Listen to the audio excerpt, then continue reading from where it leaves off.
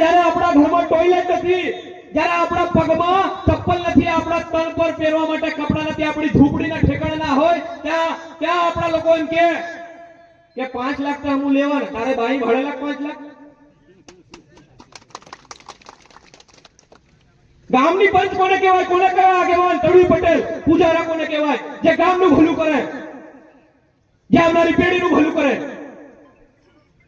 ફલાણા લીધા એટલે આપણે લેવાનું. અત્રે ઉપસ્થિત સર્વેને મારા ક્રાંતિકારી જોહાર. જય આદિવાસી, જય ભીલ પ્રદેશ. 2023 ની હું એક વાત કહી રહ્યો છું કે ધારાસભ્ય પોતે જવાબદારી લઈ અને સરપંચોને બોલાવી અને સરપંચોને એક જ ઠરાવ પસાર કરી અને પોતાની વિધાનસભામાં લાગુ કરાવે. કઈનો મારી કોલાલ સરપંચ એમ કે હું નહીં લાગુ કરાવું, એને બીજા વર્ષે ઉગાડીને ફેંકી નાખવાનો. કેમ નહીં કરી શકીએ? સમાજને આટલું બધું નુકસાન થતું હોય એના માટે આપણે કંઈક નવું સુધારો લાયા હોય અને કોઈ એમ કે નથી થવા દેવું, એ માણસને ઢાંકણી પાણી લે નહીં પણ પાણી વગરનો કૂવો એમાં જઈને કૂદીને મરી જવું જોઈએ. પટેલિયા સમાજમાં દીકરા દીકરીના લગ્ન માટે 500 રૂપિયા, વધારેમાં વધારે 200 રૂપિયા, 150 રૂપિયામાં ચાંદલો થતો હોય અને આખા ગુજરાતના દરેક સમાજમાં થતો હોય તો આપણને ક્યાં 5000 ને 10000 ને 15000 મેળવવાની જરૂર પડી છે. આપણો પડોશી ભાઈ પટેલિયા સમુદાય 3 નંગ તોલામાં 3 નંગ દાગીનામાં એમના દીકરીના લગ્ન થઈ જતા હોય તો આપણે ના થાય? કરવું હોય તો થાય, નિયત હોય તો થાય, પણ ડોફાઈમાં અને મોટાઈમાંથી આપણે ઉપર નહીં આવ્યા, દેખાડો કરવામાં આપણે ઉપર નહીં આવ્યા. આપણે નહીં લાગુ કરીએ ને તો કોઈ વાંધો નહીં. એક યુવાન તરીકે, એક દીકરા તરીકે હું એક વાત સ્પષ્ટ કહેવા માંગુ છું. વડીલો, આપના હાથમાં કરવાનું એ કરવાનું આપના હાથમાં છે. કારણ કે ચિઠ્ઠીઓ તો હું લખો છો, હું તો લખતા નથી, જોવાને નથી લખતા, છોરા નથી લખતા. લગ્ન નક્કી કરવું તમારા હાથમાં છે, નિર્ણય કરવો પણ તમારા હાથમાં છે, અને સુધરવું કે ના સુધરવું એ પણ તમારા હાથમાં છે. આ દાહોદ જિલ્લાના દરેક ભીલ ભાઈઓને હું આ વિષયની વાત કરવા માંગુ છું કે તમે નહીં કરો તો વાંધો નહીં, તમારા મરવાનો ઇંતજાર અમે કરીશું. આવનારી પેઢી શિક્ષિત હશે, યુવાન હશે, એ અમે બદલાવ કરીશું, અમે બદલાવ કરીને રહેશું.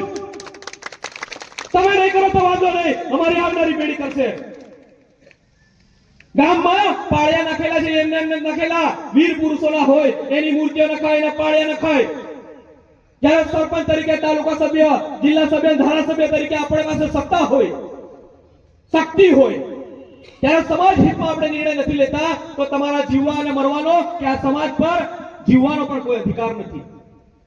આપણા મર્યા પછી તો સમાજ સુધરશે કે નહીં? જીવતે જીવત લડીએ ના કરતા મરી જવું વધારે સારું. આ ગુજરાતના 14 જિલ્લા હું ફરી ચૂક્યો છું, દરેક લગ્ન અટેન્ડ કર્યા છે મેં. ખાલી ભીલ આદિવાસીઓ આ ચાંદલામાં, આ ઘરેણામાં અને આ દહેજમાં પડેલા છે. એના સિવાય 28 પ્રકારના કોઈ આદિવાસી આવા પ્રકારના રિવાજો નથી ધરાવતા. ઠંડી હોય, તડકો હોય, વરસાદ હોય, કાળ ઝાડ ગરમીમાં આપણા લોકો મજૂરી કરી રહ્યા. એનું કારણ આ તળવી પટેલ પૂજારા સરપંચ છે. એ વાત કેતા હું ક્યારે નહીં ખચકાઉં.